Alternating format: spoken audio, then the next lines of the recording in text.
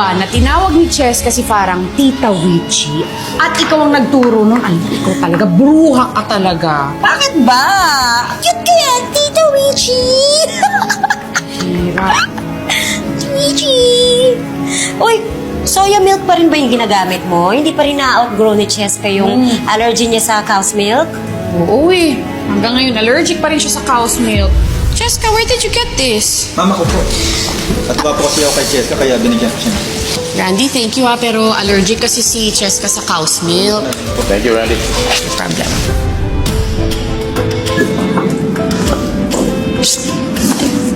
Akin yan. Ito na tayo, Dok. Naku ma'am, kulang po ito. Di po kasi updated yung price sa site eh. Baka po mag-abono ako. Wala akong cash. I-money transfer ko na lang sa'yo mamaya, ha? Sige, santay ko po ma'am. Oh, sige, thank you. Umalis ka na.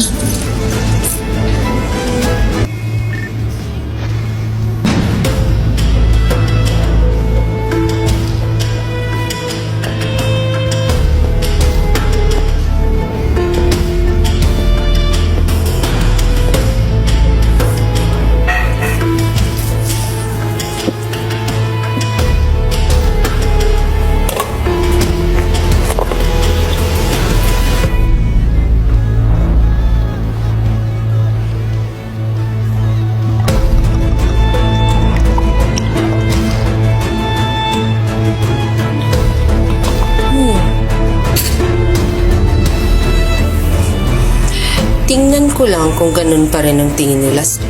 Kung hindi mangangati yung anak mo sa allergy. Tapos na ang perfect image ng pamilyang to. Tita Witchy pala.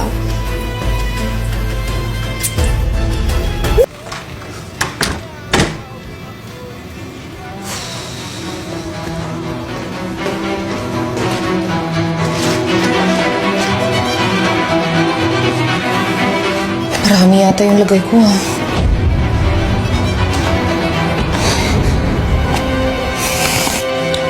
Dapat nakaalam ito.